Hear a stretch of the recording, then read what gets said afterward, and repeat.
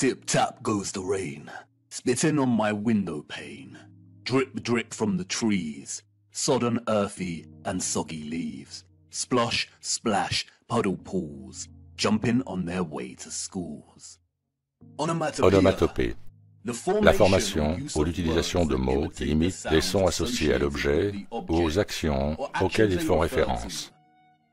La propriété d'un mot de ressembler à ce qu'il représente. L'eau en a beaucoup. La relation d'interdépendance entre l'eau et le son est si fondamentale pour notre connexion et notre compréhension de l'eau. La pluie bat et tambourine. Les vagues rugissent. Le ruisseau murmure et chuchote. Les flaques de boue coulent. Et cette relation est intrinsèquement liée au code linguistique même de notre langue. Nombreux sont ceux qui ont exploré le lien puissant entre le son et l'eau. Nous avons Masaru Emoto et son étude sur l'impact du son sur la structure moléculaire de l'eau.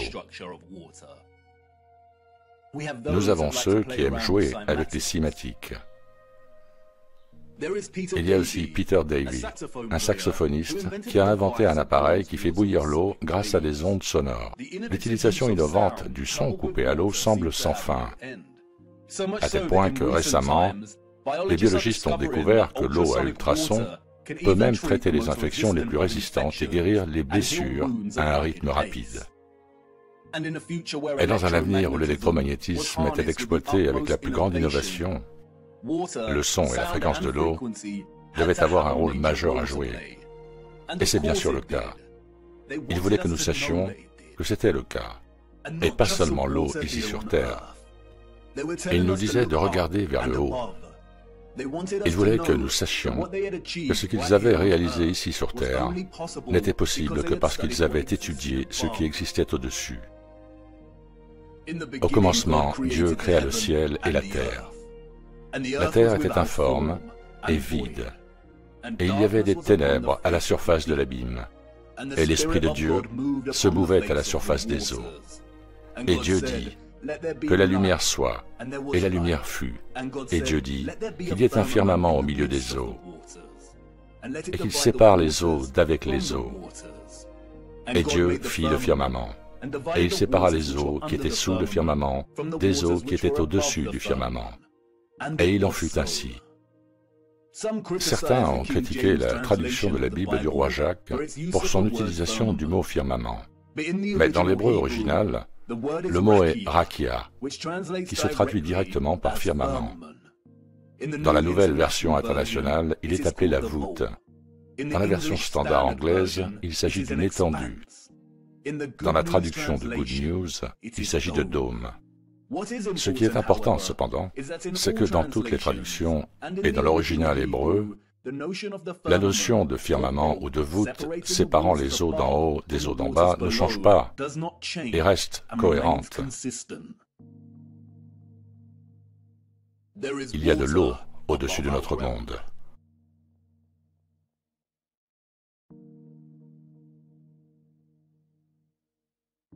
Le télescope est un instrument intéressant. C'est à la fois un appareil de découverte et une arme de tromperie. Il existe deux principaux types de télescopes, le réfracteur et le réflecteur. Un réfracteur utilise un objectif, généralement une lentille convexe, tandis qu'un réflecteur utilise un seul ou une combinaison de miroirs courbes pour réfléchir la lumière et former une image. De nombreux télescopes à réflexion utilisent soit un miroir concave, soit un miroir parabolique. Voici à quoi ressemble une réflexion dans ces miroirs. Les yeux avec lesquels nous sommes nés et à travers lesquels nous voyons le monde sont des lentilles convexes. Nous ne voyons pas le monde à travers des réflexions de miroirs courbes. Voici Jupiter vu à travers un télescope newtonien à miroir. Et malgré la légère distorsion sphérique causée par les miroirs réfléchissants, ce n'est toujours pas ce que la NASA nous a montré. Votre esprit voit immédiatement une planète parce que vous avez été programmé depuis votre naissance pour associer une image comme celle-ci à la notion de planète, de la même manière que vous associez par défaut la Lune à une boule de roche.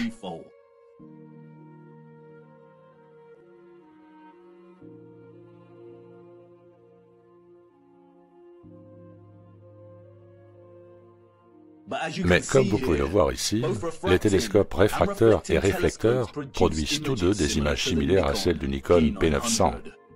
Les objectifs Nikon ont été critiqués par certains astronomes qui leur reprochent de ne pas avoir la puissance nécessaire pour voir réellement les luminaires au-dessus. Mais comme vous pouvez le voir ici, il n'y a pas beaucoup de différence entre le Nikon et les deux types de télescopes. Et dans chacun d'eux, nous voyons que Jupiter émet une sorte de lumière qui lui est propre. Les astronomes amateurs et professionnels présentent des images comme celle-ci.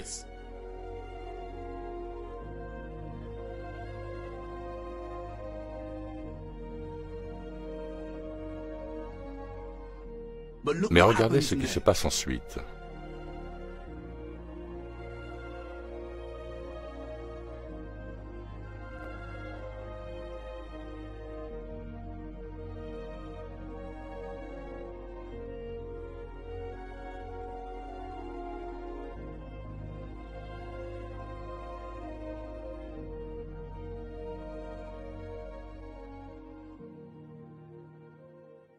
Les astronomes utilisent un logiciel de traitement d'images pour transformer leurs images brutes et leurs séquences qui montrent un objet circulaire dans le ciel au-dessus de nous, rayonnant sa propre lumière, en une planète de style NASA. Et ce type d'image trafiquée n'est pas ce que nous voyons de nos propres yeux à travers ces lentilles. Je ne dis pas qu'il s'agit d'une tromperie délibérée.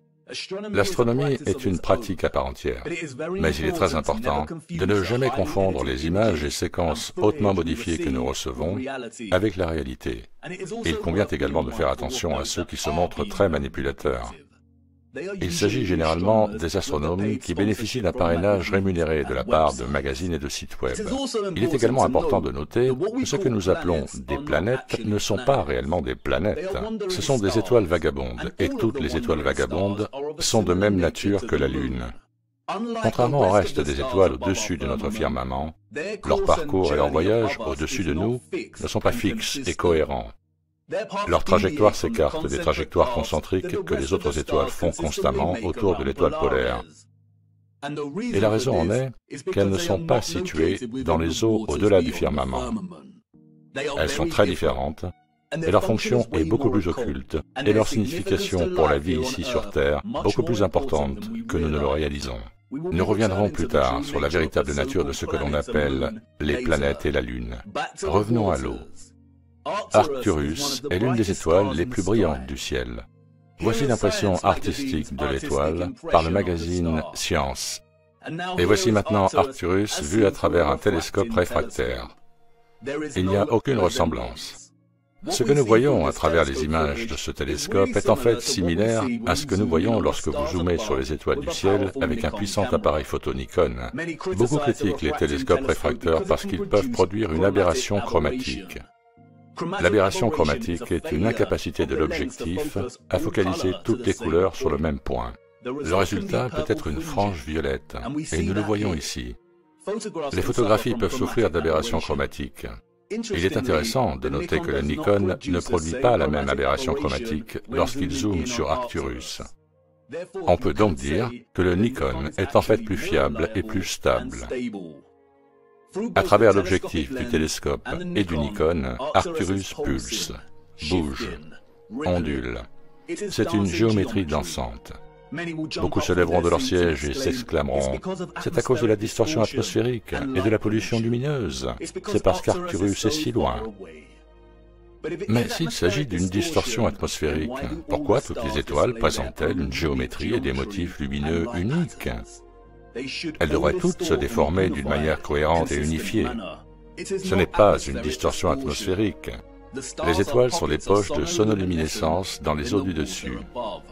Elles sont auto-illuminantes et rayonnent leur propre lumière et leur propre fréquence dans les eaux du dessus. Nos propres yeux à lentilles convexes nous disent qu'il y a une sorte d'eau au-dessus. Nous la voyons dans les étoiles et lorsque les fusées touchent accidentellement le firmament. Et comme je l'ai déjà dit, ce n'est pas parce que les soi-disant planètes ou les étoiles vagabondes et la Lune semblent sphériques qu'elles le sont. Elles ne sont pas synonymes des étoiles dans les eaux au-delà. Elles sont entièrement différentes. Nos prédécesseurs évolués voulaient que nous observions les étoiles. Ils voulaient que nous comprenions que les vibrations et les fréquences électromagnétiques produisent des poches de sonoluminescence dans les eaux du dessus. Ils nous le faisaient remarquer parce qu'ils voulaient que nous sachions que l'eau était la clé pour débloquer le véritable potentiel de l'énergie électromagnétique. Ils voulaient que nous sachions qu'une fois exploitée, l'énergie électromagnétique éthérée pouvait être fusionnée avec l'eau afin d'être stockée et distribuée, et qu'une fois produite, l'eau pouvait être manipulée, améliorée et élevée à un niveau de nouvelles possibilités grâce à l'utilisation des vibrations, des fréquences et du son lui-même. Leur civilisation dépendait de l'industrie, de ce que nous appellerons les eaux vivantes. Leur avancée technologique leur a permis de transformer la Terre entière en un réseau électrique. Mais ce réseau n'était possible que grâce à l'eau. La civilisation du futur était un monde d'eau électromagnétique. Les canaux ne sont pas un grand secret. On en trouve partout dans notre monde, aussi bien les grands que les petits. La plupart des grands canaux autour de notre Terre sont reliés à l'océan. L'eau salée est un excellent conducteur d'électricité. Le chlorure de sodium est ionisé. Nous avons le canal de Corinthe connecté à la mer Égée. Nous avons le canal de Panama qui relie les océans Atlantique et Pacifique. Le canal de Suez est relié à la mer Méditerranée. Et le canal Don-Volga relie la mer d'Azov, la mer Caspienne et la mer Noire aux principaux réseaux océaniques. Tous les canaux construits avant les années 1920 n'ont pas été construits par nous ou par ceux qui figurent dans les livres d'histoire. Nous en avons hérité. Et si le récit officiel nous dit que le Don-Volga a été achevé dans les années 1950, sa construction a en fait commencé au XVIe siècle. Tous les récits entourant la construction de ces canaux sont purement inventés. Et je vous montrerai comment bien plus tard dans notre voyage. Une fois que vous commencez à prêter attention, il devient évident que la plupart des continents et des pays présentent une combinaison de canaux et de rivières qui s'étendent sur la totalité du territoire. Les citoyens de l'Ancien Monde ont utilisé les océans et les rivières pour créer un réseau de voies navigables interconnectées afin de fournir de l'eau à toutes leurs zones d'habitation. Afin de passer les sections difficiles et de maintenir l'approvisionnement, ils construisaient des aqueducs et des viaducs. Parfois, ceci était construit dans le but de dynamiser l'eau lorsqu'elle passait à travers et dans les différentes zones. Et c'est pourquoi beaucoup étaient conçus avec des structures incurvées symétriques.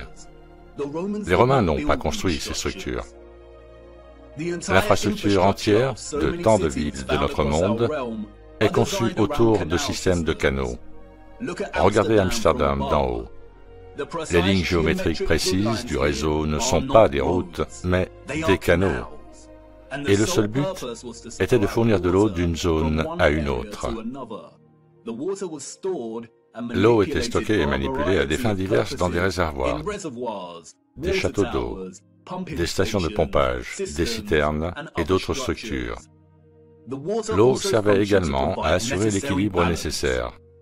Un réseau complexe de production, de distribution et de consommation électromagnétique générait beaucoup de chaleur et de magnétisme.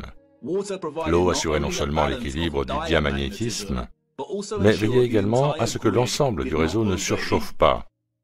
Lorsque l'on regarde tous les magnifiques générateurs et autres instruments de puissance de l'Ancien Monde, on trouve toujours de l'eau à proximité ou des restes de stockage d'eau. Parfois, celle-ci est principalement cachée sous terre. Beaucoup ne se rendent pas compte que de nombreux systèmes et réservoirs dits victoriens circulent très loin sous un grand nombre de nos villes. Et d'autres fois, il s'agit d'un élément caractéristique central de ces structures. Un exemple en est ce que les contrôleurs ont redésigné comme étant les douves des châteaux. Le réseau d'eau électromagnétique n'était pas seulement une version énergisée de ce que nous connaissons déjà dans nos villes et villages. C'était beaucoup plus. C'était bien plus magnifique, impressionnant et futuriste que ce que nous pouvions imaginer. Le réseau était relié à de plus grandes centrales électriques ou à ce que l'on appelle plus justement des stations étoiles. Parfois, il s'agissait de stations isolées et d'autres fois, elles comprenaient des villes entières. Nous allons devoir voler à une altitude plus élevée pour cela. Je dois vous montrer. Accrochez-vous bien et gardez les yeux ouverts. Regardez.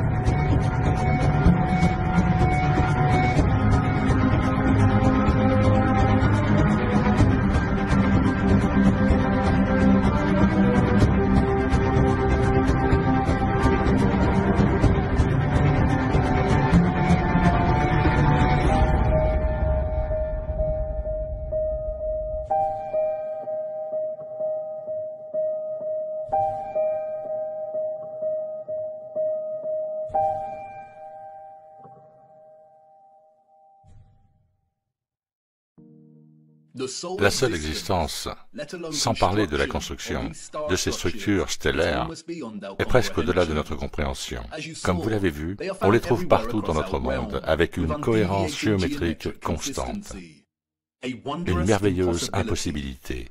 Peut-être disposaient-ils d'une technologie qui leur permettait de voir d'immenses étendues de terre d'en haut, pendant la planification et la construction. Et il n'y a jamais eu de fort. C'est un conte de fées inventé par nos contrôleurs. L'étonnante précision géométrique et la symétrie des structures en étoiles auraient très probablement servi à renforcer la puissance des générateurs et à éthériser l'eau, ou transformer l'eau en eau vivante énergisée.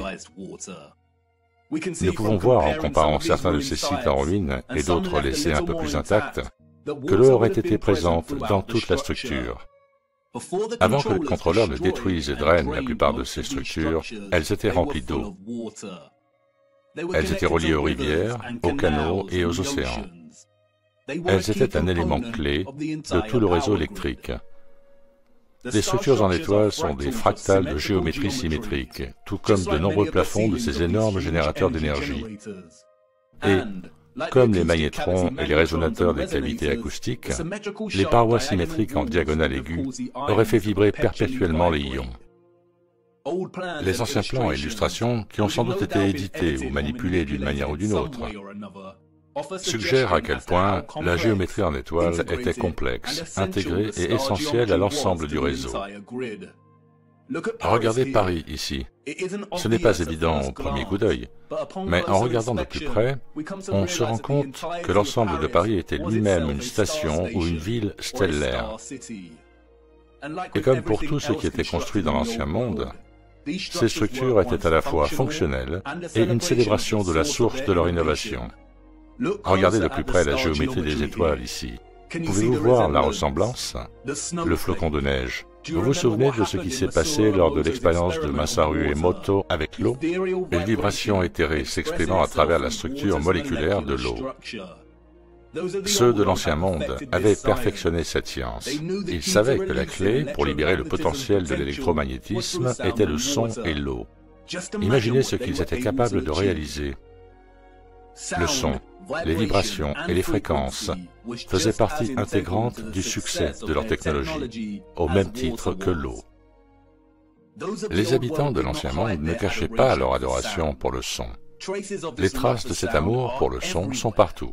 Ces structures étaient littéralement des instruments d'énergie, ou, comme l'a si bien dit ailleurs le dénommé Goethe, la musique est une architecture liquide. L'architecture est une musique gelée.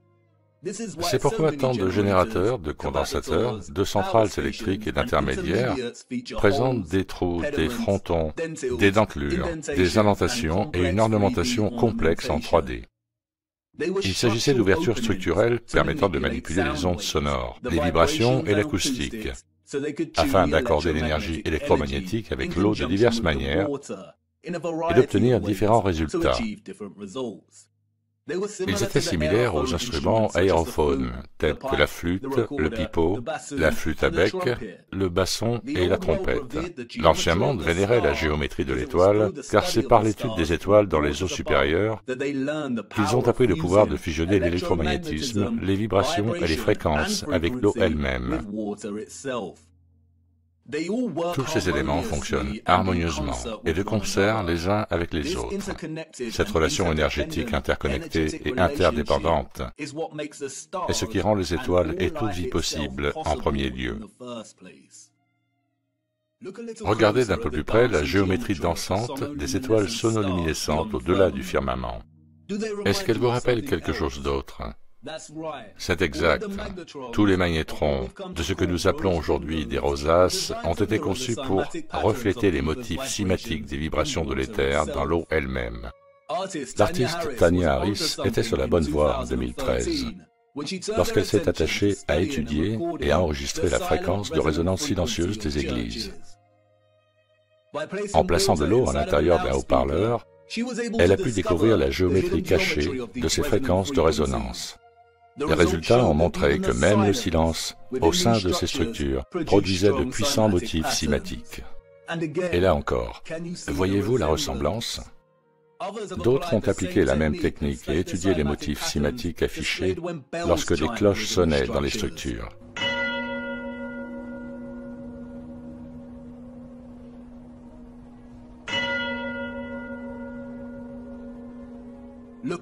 Regardez les motifs, des magnétrons. C'est pourquoi tant de magnifiques rosaces ressemblent tant à des motifs cymatiques. C'est pourquoi elles ressemblent aux pulsations pétrifiées d'une étoile. Les plafonds entiers de nombreuses cathédrales reflètent également cette géométrie cymatique sacrée.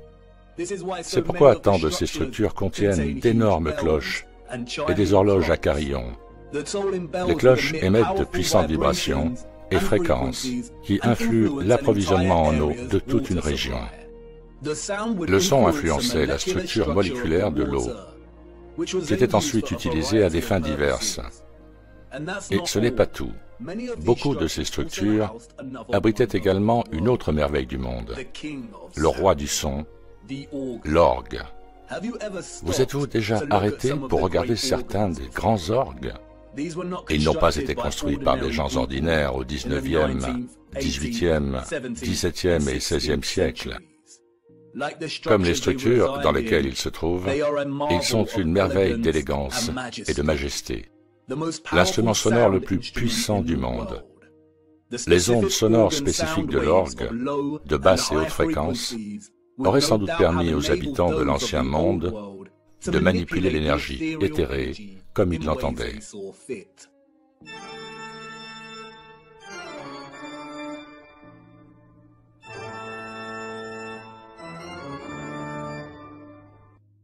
Les rosaces des magnétrons, qui n'auraient pas contenu de verre, auraient amplifié ces ondes sonores, qui à leur tour auraient influencé la structure moléculaire et les propriétés de l'eau vivante éthérisée.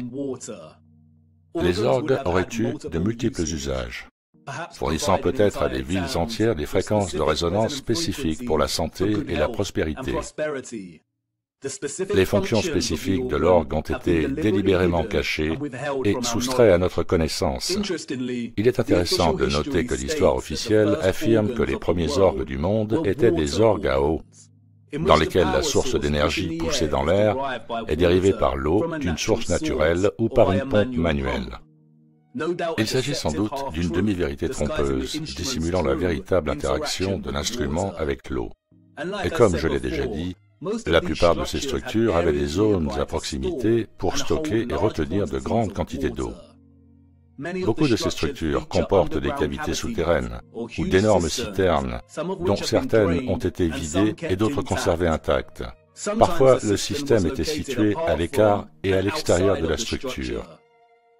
Les contrôleurs ont redésigné nombre de ces zones comme des bains romains. C'est pourquoi l'abbaye de Bath, en Angleterre, est située juste à côté des thermes romains. L'eau était également stockée dans des condensateurs de centrales électriques en briques rouges ou des châteaux d'eau. Les sites rectangulaires ouverts, les réservoirs, les puits et les puits à degrés. C'est pourquoi les puits à degrés ont été construits avec des motifs géométriques précis. Là encore, les structures symétriques favorisent l'oscillation ou la vibration des ions.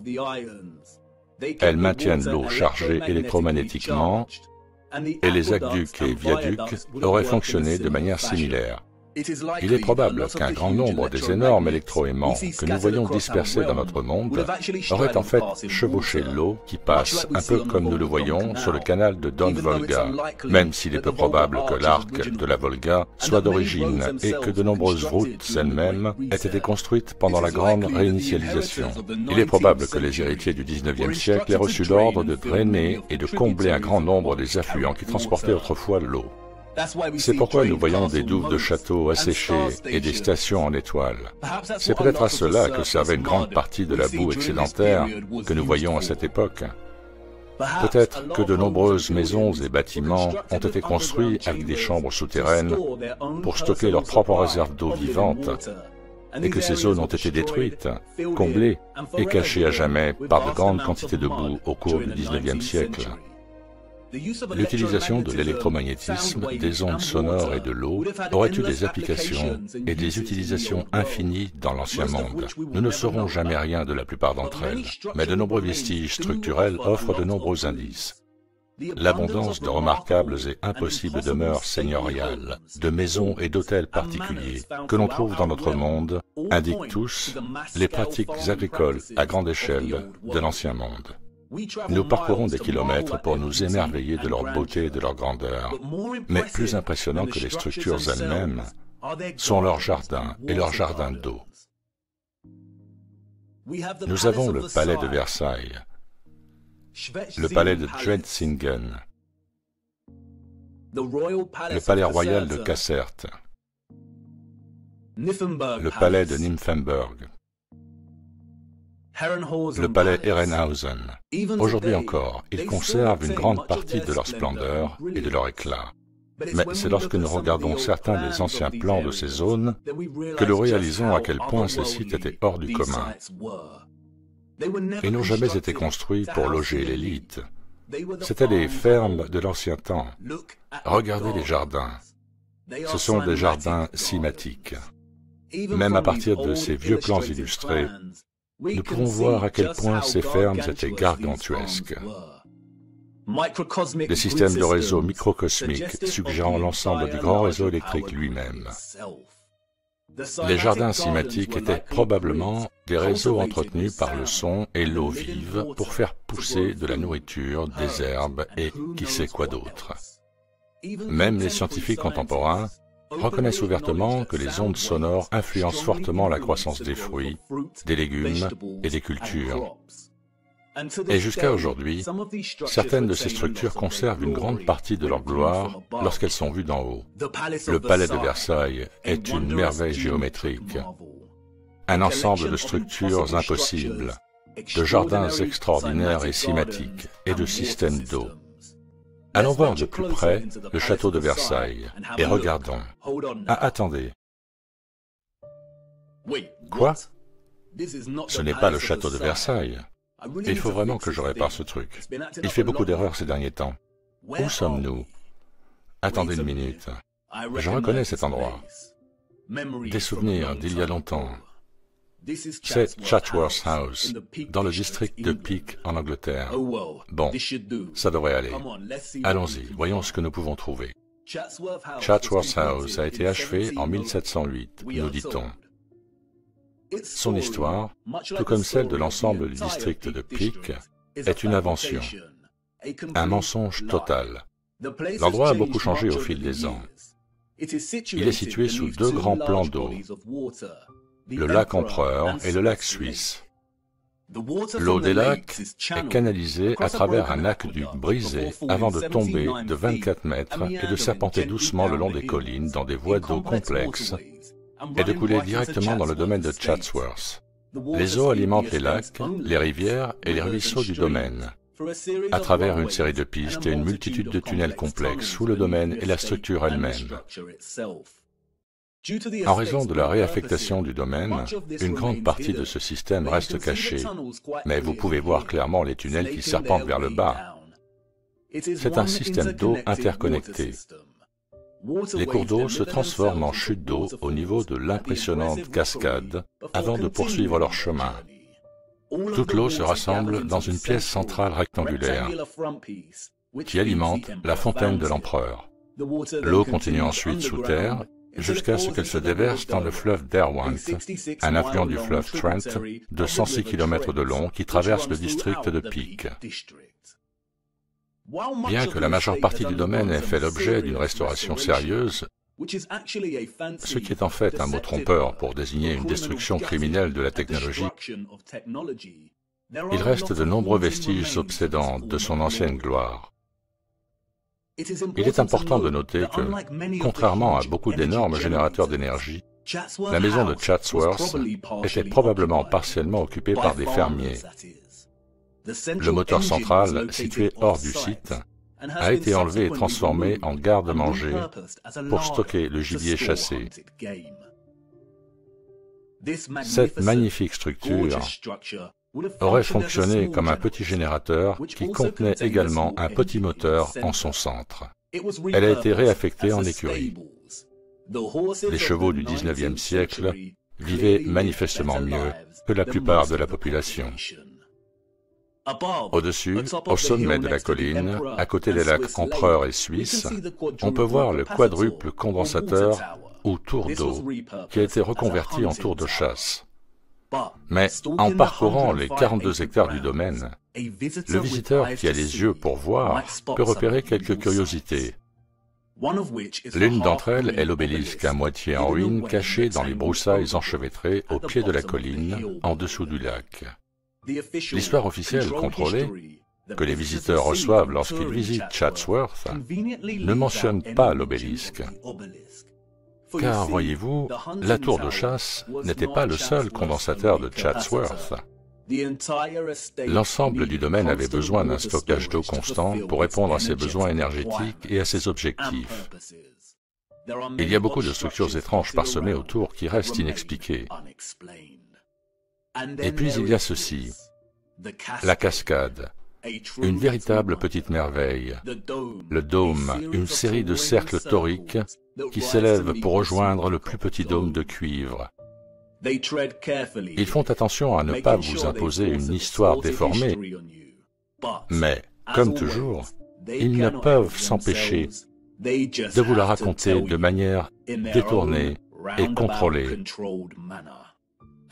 Comme le dit le panneau, on peut faire couler l'eau par-dessus le toit et la faire sortir par 13 jets. Certains de ces jets ont la forme de dauphins et de poissons géants en pierre immaculée.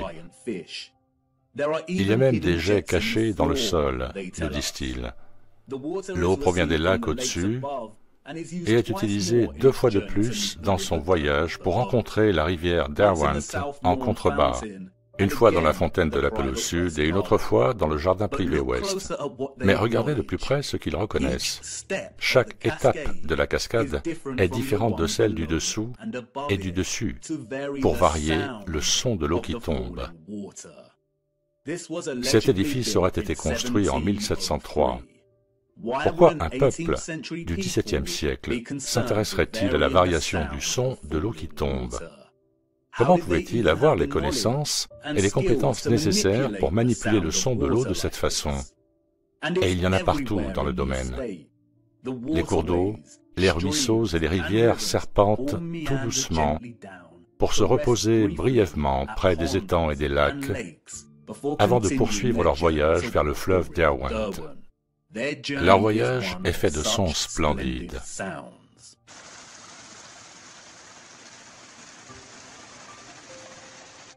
Lorsque vous commencerez à traverser les passages labyrinthiques de notre histoire corrompue, vous rencontrerez inévitablement les lithographies, les représentations, les gravures, les illustrations et les peintures.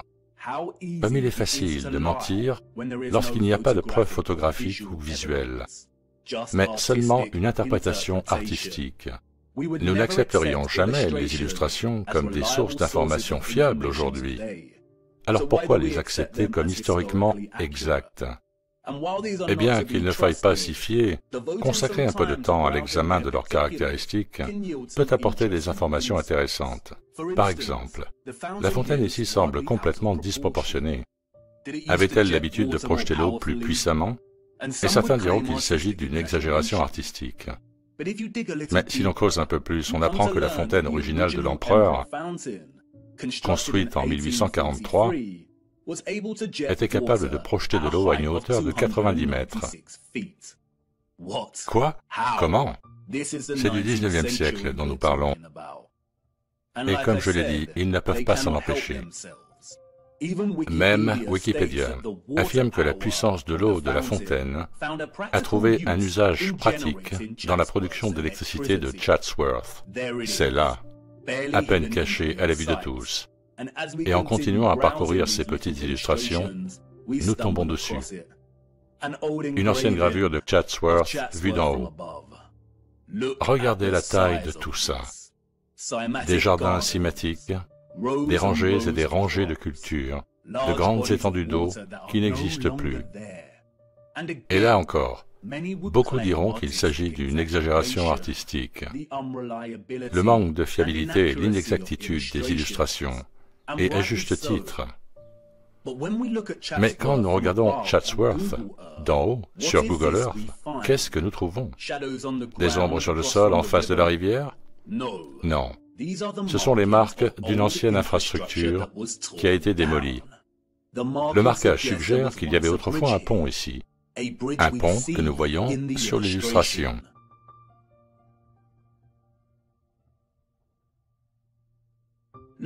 Regardez d'un peu plus près, un octogone avec le contour clair d'un vieux générateur. Donc oui, l'illustration est un mensonge. Le domaine était beaucoup plus grand que ce qui est représenté ici. En 2018, il y eut une vague de chaleur en Angleterre, et les anciennes marques de la gloire passée de Chatsworth ont commencé à apparaître dans les terrains eux-mêmes. Ils ont dû le reconnaître. Parfois, la boue et les mensonges ne suffisent pas à enterrer la vérité. Chatsworth était une immense ferme dans l'Ancien Monde. Comme je l'ai déjà dit, il ne faut pas se fier aux illustrations et aux peintures. Le plus souvent, elles sont utilisées comme des outils de tromperie contre nous. Mais comme vous le voyez ici, elles ont tendance à se retourner contre les contrôleurs. Tout comme pour les plans des stations et des villes stellaires, notre propre accès technologique à des outils tels que Google Earth valide ces anciens plans et illustrations comme des demi-vérités. Vous pouvez parier gros, mais même les plans et illustrations ne nous donnent qu'une fraction de l'image complète. Comme ici avec le plan de Chatsworth. Et c'est à Chatsworth que nous rencontrons le premier de nombreux actes de profanation barbare causés par les mains de l'ennemi. Le grand conservatoire de Chatsworth est resté immense jusqu'à sa destruction en 1920. Il mesurait 84 mètres de long et 20 mètres de haut, et avait été construit, dit-on, en 1840, avant la mise en place de la fabrication automatique du verre. D'énormes tunnels interconnectés et des conduites d'eau s'accumulaient sous le sol de la structure pour fournir du chauffage par chaudière et de l'eau chaude. Un exploit d'ingénierie aussi impossible que la construction de la structure elle-même. Elle a été conçue par le jardinier de Chatsworth, Joseph Paxton. Paxton est un fantôme qui hante les pages des livres d'histoire. L'histoire de Paxton est celle d'une heureuse circonstance, d'une innovation audacieuse et d'un succès. C'est malheureusement une histoire malhonnête, une fiction peu convaincante. On raconte que Paxton a obtenu un poste de jardinier à l'âge de 20 ans, alors qu'il travaillait au jardin de Chiswick. C'est là qu'il rencontre William Cavendish, le duc du Devonshire, qui fut si impressionné par les capacités horticoles du jeune Paxton qu'il l'engagea comme jardinier en chef de Chatsworth House. Paxton est responsable de la création des éléments suivants: l'arboretum de Chatsworth, sa rocaille, la fontaine de l'empereur. Vous vous souvenez de la fontaine qui projetait de l'eau en l'air à 2 fois la hauteur de la colonne de Nelson? Le grand conservatoire. Il était responsable de la culture de la banane Cavendish, la banane la plus consommée au monde aujourd'hui, et de la conception des gares ferroviaires dans tout le district de Peak. Quel jeune homme talentueux et productif! Les réalisations de Paxton, cependant, ne s'arrêtent pas à la banane et au conservatoire. Le faste ne s'arrête pas là. Quelle toile enchevêtrée nous tissons quand nous cherchons à tromper. Le succès de Paxton avec Chatsworth l'a conduit à concevoir le tristement célèbre Palais de Cristal de Londres, juste à temps pour l'exposition universelle de 1851. Il a été construit à l'origine dans Hyde Park pour cette exposition. Il a été construit en un peu plus d'1 an. Un exploit d'ingénierie qui n'a jamais été répété. Il était constitué de plus de 1000 barres de fer et sa masse totale comprenait plus de 4000 tonnes de fer. L'entreprise Chance Brothers Glass Works de Smethwick a fourni les 300 000 feuilles de verre. N'oubliez pas que c'était avant la fabrication automatique du verre. C'est dans cette verrerie que le verre était produit. Une simple équation mathématique nous donne une moyenne de 822 panneaux de verre produits chaque jour, 7 jours par semaine, pendant 1 an, ici même, dans cette usine. C'était l'esquisse initiale de Paxton pour la structure. Il est passé de ça à ça en 1 an. De plus, l'ensemble du palais de cristal a pu accueillir des arbres gigantesques, et ils ont dû barricader une grande partie des vitres et couvrir une grande partie du sommet de la structure pendant la tenue de l'exposition universelle, parce que l'intérieur de la structure devenait trop chaud. Paxton, qui a conçu le conservatoire de Chatsworth, ne savait-il pas qu'un immense palais de verre produirait une chaleur intense? Le récit entier se dissout rapidement dans la stupidité quand on réalise qu'un an plus tard, en 1852, ils ont démantelé le palais de cristal et déplacé toute la structure à Sydenham, dans le sud-est de Londres, où elle a été reconstruite avec 2 énormes châteaux d'eau supplémentaires à chaque extrémité de la structure monstrueuse. Il est intéressant de noter qu'il n'existe aucune preuve photographique du palais original de Hyde Park, seulement des illustrations. La structure n'aurait-elle pas été le point de mire de nombreux photographes lors de l'ouverture de la grande exposition de 1851, la première du genre? Il est fort probable qu'il y avait deux de ces palais de cristal à Londres, et qu'ils ont tous deux été détruits, ou que le palais de Hyde Park est un pur mensonge. Il est intéressant de noter que quelques années après sa relocalisation à Sydenham, ce plan du palais a été réalisé, le tout conçu de la main de notre génial jardinier. Il s'est battu avec l'approvisionnement en eau, nous dit-on. Après tout, alimenter 12 000 fontaines, dont 2 qui projetaient de l'eau à 90 mètres de hauteur, et les diverses cascades, devait être une tâche difficile à réaliser, mais manifestement pas pour Paxton. Il y est parvenu.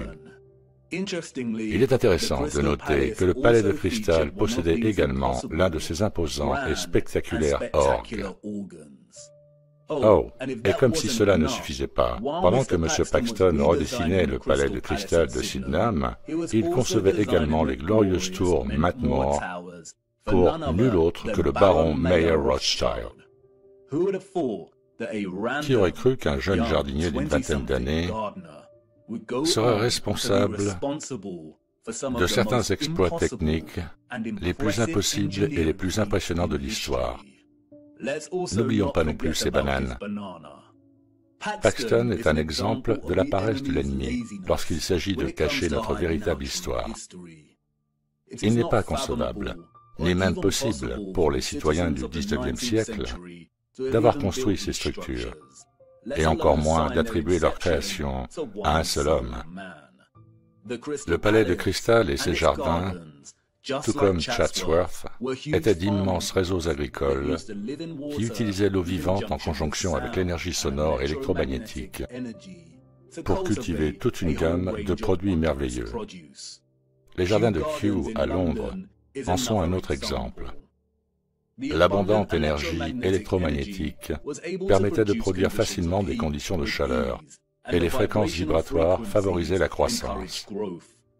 C'est peut-être pour cela que le palais de cristal abritait un grand orgue, utilisant des fréquences et des vibrations pour permettre la croissance des produits. Et c'est pourquoi les contrôleurs ont pu confier la culture de la banane, un fruit exotique, à un Anglais fabriqué de toutes pièces. La technologie déjà établie en Angleterre permettait de faire pousser beaucoup de choses avec facilité. Parmi les autres réalisations horticoles impressionnantes attribuées au génie de Paxton, citons des ananas magnifiques, un autre fruit tropical qu'il cultivait à Chatsworth. Il a fait pousser d'énormes nénuphars qui pouvaient supporter le poids d'un être humain. Il a fait pousser à Chatsworth de gigantesques séquoias qui ne se développent habituellement que dans des conditions humides. Il les a fait pousser avec facilité, et nombre de ces séquoias existent encore aujourd'hui, une vue spectaculaire à contempler. Il est probablement utile de noter que, parmi les nombreux autres talents de Paxton, Wikipédia nous apprend également qu'il est devenu assez habile pour déplacer des arbres gigantesques, ainsi que de gigantesques palais de cristal. Le plus grand de ces arbres pesait 7000 kg. Comment? Avec un cheval et une charrette? Pourquoi les humains sont si crédules? Ils ont détruit le magnifique et impossible conservatoire de Chatsworth en 1920. Comme le fils du duc l'a dit dans une lettre à son père, ils ont fait sauter plus de 200 livres d'explosifs pour le démolir. Il devait donc être bien construit. Les structures de l'Ancien Monde étaient construites pour durer pendant des siècles. C'est une véritable honte. Les mensonges entourant le district de Peak ne s'arrêtent pas à Paxton. Le parc national tout entier était un gigantesque système hydrique électromagnétique interconnecté de l'Ancien Monde. C'était très probablement l'un des principaux fournisseurs de denrées agricoles de la Grande-Bretagne. Le parc national possède l'une des plus grandes collections de demeures seigneuriales, de halls et de manoirs. Tous auraient fonctionné comme d'immenses fermes. C'est aussi une retraite régionale spécialisée dans la guérison. Oui, c'est exact, la guérison. Le district de Peak abrite deux grandes villes, Matlock et Buxton. Buxton est célèbre pour son eau en bouteille et Matlock est réputé pour ses bains historiques. Aujourd'hui encore, les deux villes possèdent une collection enviable de structures du vieux monde. Nous voyons une abondance d'anciens générateurs, de structures de pavillons en forme de dôme, de condensateurs, de colonnades, de colonnes, de kiosques à musique, de jardins et de systèmes d'eau. Le River Castle surplombe la ville de Matlock. Sa silhouette et ses tourelles se dressent majestueusement au loin.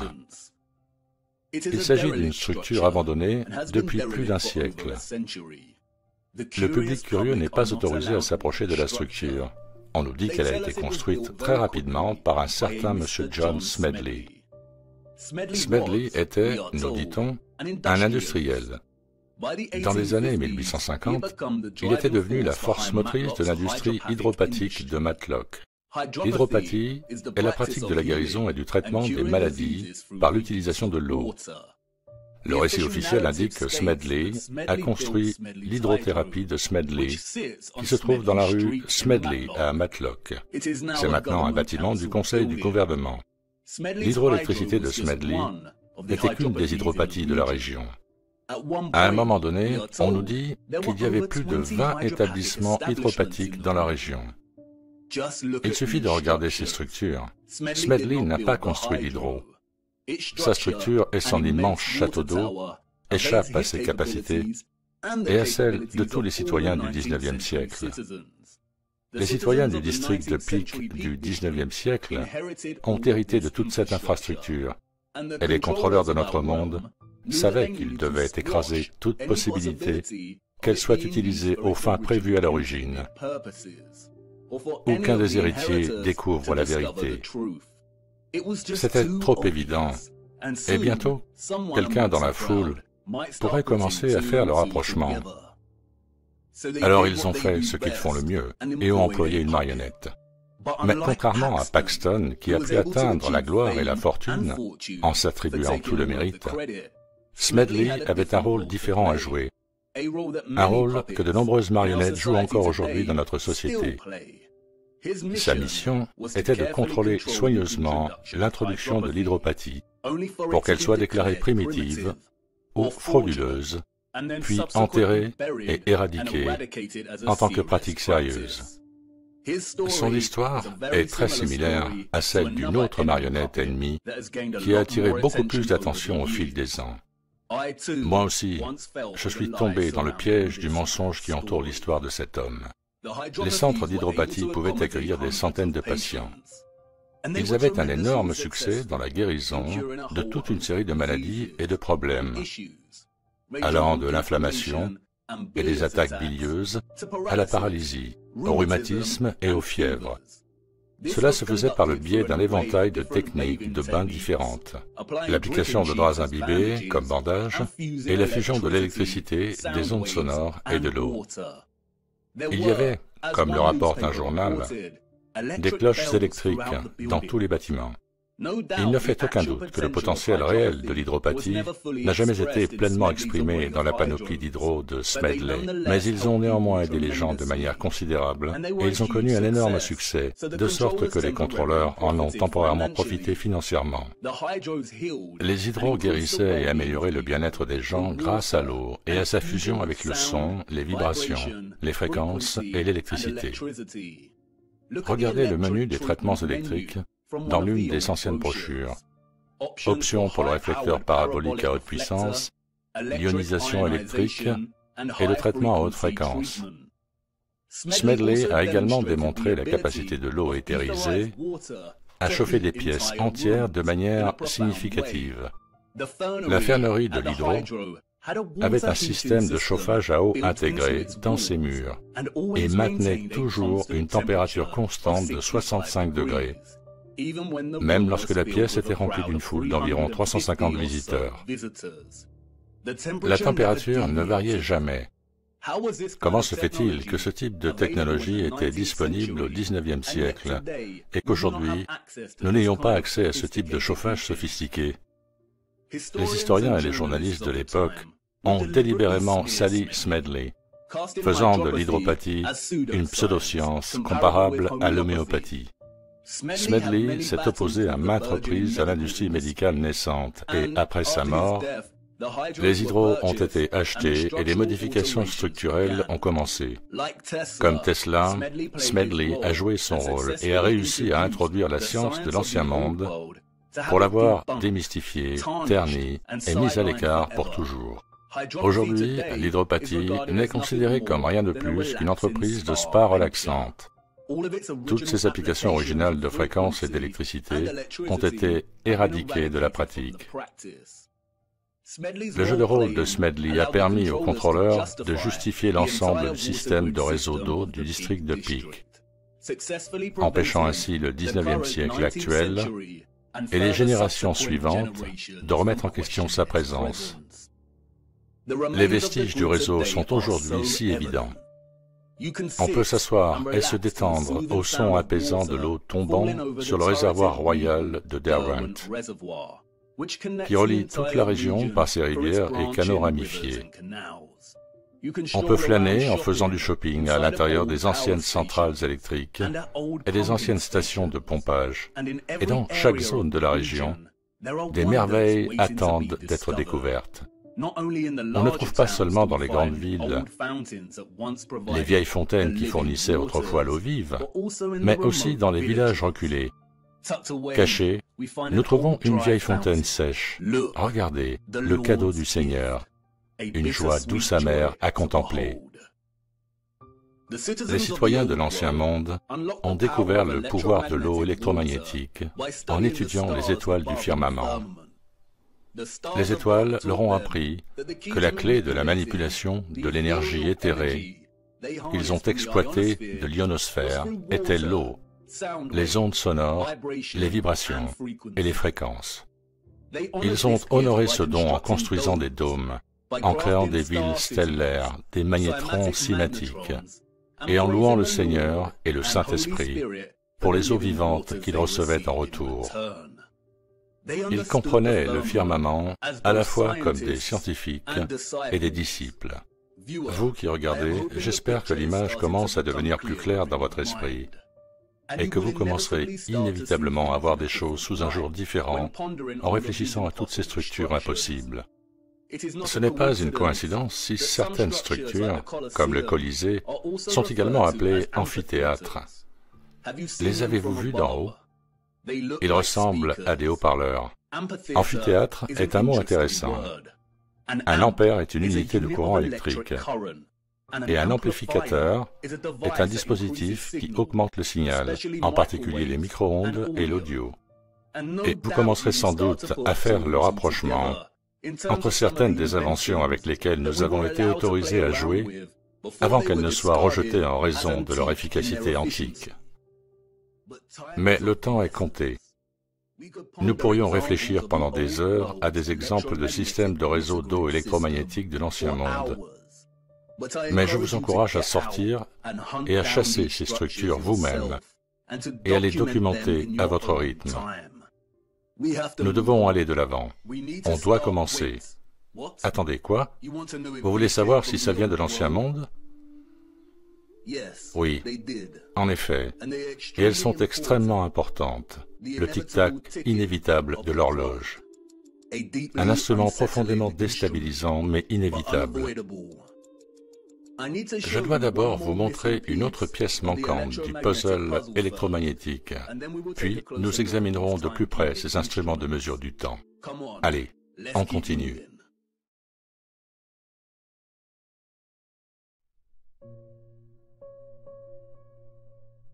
Une pièce manquante du puzzle. Lorsque l'on observe les structures de l'Ancien Monde aujourd'hui, on ressent un grand sentiment d'absence et d'altération. Les structures ont manifestement été modifiées et changées radicalement au cours des 200 dernières années environ. Et quand on voyage à travers notre monde et qu'on étudie ces structures, un énorme sentiment d'absence persiste. Il manque quelque chose. Le concept de récolte éthérée à travers ces merveilleuses antennes n'est pas suffisant.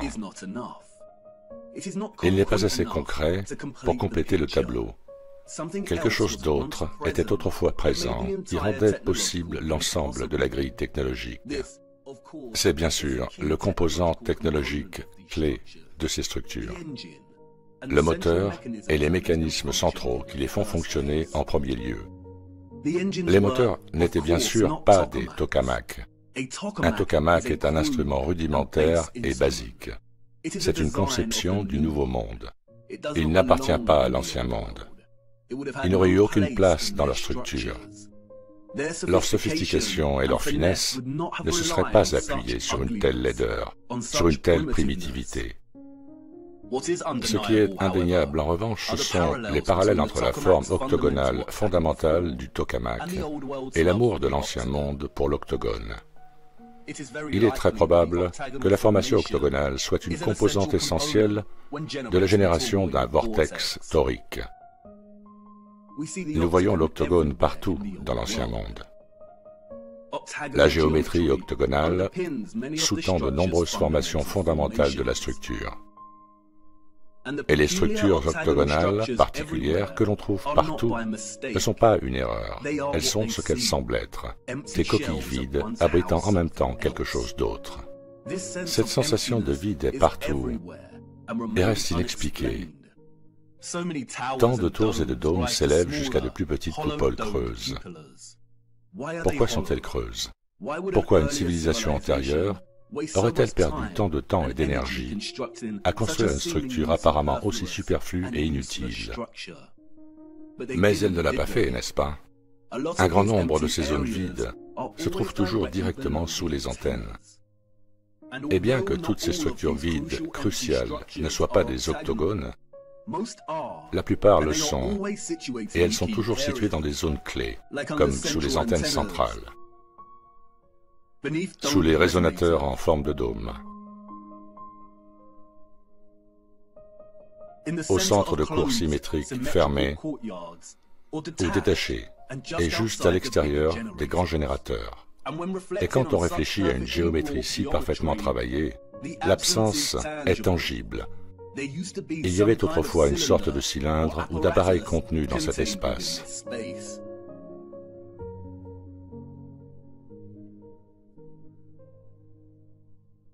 En outre, nous trouvons également divers vestiges historiques qui ressemblent de près au style structurel de l'Ancien Monde.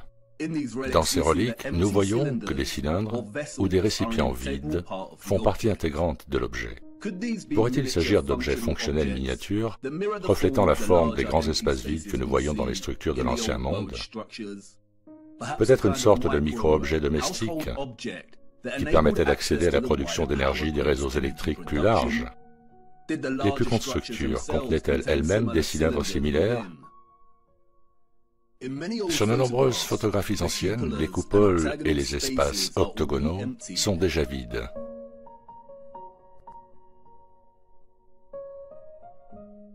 Mais il reste quelques images et illustrations qui peuvent donner un petit aperçu de ce qui était présent auparavant. Dans certaines, nous voyons un type de cylindre, et dans d'autres, nous voyons une sorte d'orbe ou de récipient.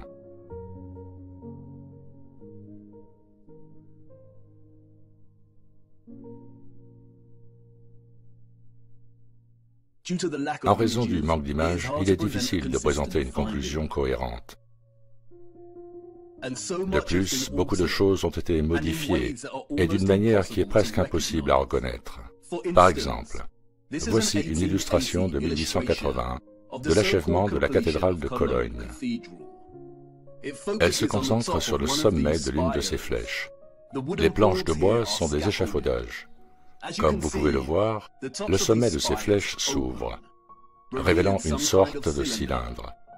Il s'agit d'une maquette de la zone de la flèche que nous voyons sur l'illustration. Elle a été placée à l'extérieur de la cathédrale pour donner aux touristes une idée de la taille de ces flèches. Une impossibilité pour les citoyens du XIXe siècle. Les hommes de cette illustration ne sont pas en train de terminer la flèche finale de la cathédrale. Ils enlèvent ce qui existait dans le conteneur à son sommet. Et cela pose la question de savoir combien d'autres aspects et caractéristiques de ces structures s'ouvrent de manière similaire. Et pourquoi s'ouvrent-elles? Que contenaient-elles? Il est intéressant de noter que c'est l'ésotérisme et un culte qui fournissent quelques indices. L'alchimie était une philosophie naturelle, obscure, ou une tradition proto-scientifique. Son objectif principal était la chrysopée, ou la transmutation des métaux de base en métaux nobles.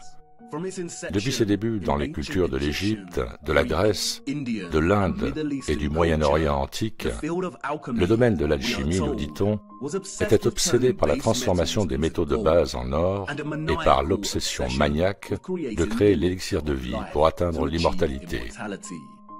Nous avons tous entendu parler du médiéval Nicolas Flamel et de la pierre philosophale. C'est un champ d'investigation imprégné d'un riche tissu d'occultisme, de mysticisme kabbalistique et de magie. Ce n'est qu'au milieu du XVIIIe siècle que l'alchimie a été séparée de son occultisme et transformée en chimie, un domaine en plein essor. Mais il y eut un petit renouveau occulte au cours du XIXe siècle qui s'est poursuivi au XXe siècle. En 1922, un texte mystérieux a été écrit par un personnage tout aussi mystérieux. Le mystère des cathédrales de Fulcanelli, un alchimiste français, nous dit-on. Aujourd'hui encore, l'identité de Fulcanelli fait débat. Personne ne sait qui il était vraiment. Et, comme beaucoup de personnages mystérieux dans les livres d'histoire, son nom semble être un jeu de mots anagrammatique. Fulcan est une référence à Vulcain, le dieu romain du feu, et Eli, une référence à El, le mot cananéen pour Dieu. Il s'agit manifestement de l'œuvre d'un ou plusieurs francs-maçons. Mais néanmoins, sa lecture alchimique des structures merveilleuses et magnifiques, que nous appelons cathédrales, est puissamment originale et offre de nombreuses perspectives et demi-vérités. Et c'est dans la lecture que fait Fulcanelli de la statue d'Ophérus, qui a été enlevée de la cathédrale Notre-Dame et détruite, qu'il commence à offrir au lecteur quelques vérités. Selon la légende, Ophérus était un géant fort, mais à l'esprit simple. Ses intentions étaient toujours bonnes. Il voulait servir le roi le plus puissant de la terre. Il fut envoyé à la cour d'un puissant roi afin de le servir. Un jour, le roi, ayant entendu un chanteur prononcer le nom du diable, fit le signe de la croix avec terreur. « Pourquoi fais-tu ce signe » demanda Ophérus. « Parce que je crains le diable, » répondit le roi. « Si tu le crains, tu n'es pas aussi puissant que lui, » raisonna Ophérus. « Je veux servir le diable. » Et c'est ce qu'il fit, et il s'enrôla parmi les serviteurs de Satan. Un jour, les serviteurs ont vu une croix sur le bord de la route, et le diable leur a ordonné de faire demi-tour. « Pourquoi cela » demanda le curieux Ophérus. « Parce que je crains l'image du Christ, » répondit le diable. « Si tu le crains, tu n'es pas aussi puissant que lui, » raisonna Ophérus. « Je veux entrer au service du Christ, » s'exclama Ophérus, qui passa devant la croix et poursuivit son chemin. Sur son chemin, Ophérus rencontre un ermite. Il demande à l'ermite où il peut trouver le Christ. « Partout » répond l'ermite. L'ermite connaissait le type de géant obtus auquel il avait affaire, et il savait qu'il ne se prêterait pas à la prière. Alors il conduisit Ophérus vers une rivière violente et dit « Les pauvres gens qui ont traversé cette eau se sont noyés. Reste ici et porte-les sur tes fortes épaules. Si tu fais cela, le Christ te reconnaîtra comme son serviteur. » Et c'est ce qu'il fit. Ophérus passa ses jours et ses nuits à faire traverser la rivière aux gens. Une nuit, accablé de fatigue, Ophérus entendit frapper à sa porte. C'était un enfant qui voulait traverser. Ophérus le prend sur ses épaules et commence à traverser la rivière.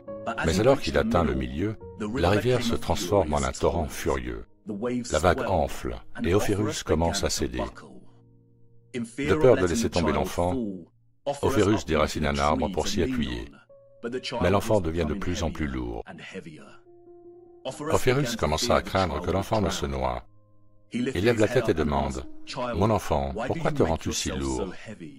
Il me semble que je porte le monde. » L'enfant répondit « Non seulement tu portes le monde, mais tu portes celui qui a fait le monde. Je suis le Christ. Et pour te récompenser, je te baptise au nom du Père, en mon nom, et au nom du Saint-Esprit. » Désormais, on t'appellera Christophe. Christophe a parcouru la terre jusqu'à la fin de ses jours pour enseigner la parole du Christ. Christophe, celui qui porte le Christ pour les masses. Cependant, en se concentrant sur Opherus, Fulcanelli révèle une certaine clé permettant de déverrouiller une autre signification de l'expression symbolique de la légende. À sa manière énigmatique, Fulcanelli écrit « Christophe signifie Chrysophe, qui porte l'or ». Dès lors, nous comprenons mieux la grande importance du symbole si éloquent de Saint Christophe. C'est le hiéroglyphe du soufre solaire, Jésus, ou l'or naissant soulevé par les ondes mercurielles et porté ensuite par l'énergie propre de ce mercure, au degré de puissance que possède l'élixir. Cryptique, en effet, une prose presque impénétrable. Mais regardons ce passage d'un peu plus près. Fulcanelli affirme que dans la légende symbolique, Jésus, ou le Christ, est l'or naissant. Naissant signifie en train de naître. Les racines étymologiques du mot proviennent du concept de commencement ou de naissance. L'or naissant ici, ou le soufre solaire, n'est pas seulement de l'or. C'est de l'or qui grandit pour atteindre son plein potentiel. La dernière section de l'extrait explique pourquoi l'or grandit, car il est porté par les ondes mercurielles. Les ondes mercurielles font ici référence au métal mercure. L'or atteint son potentiel grâce à l'énergie propre du mercure.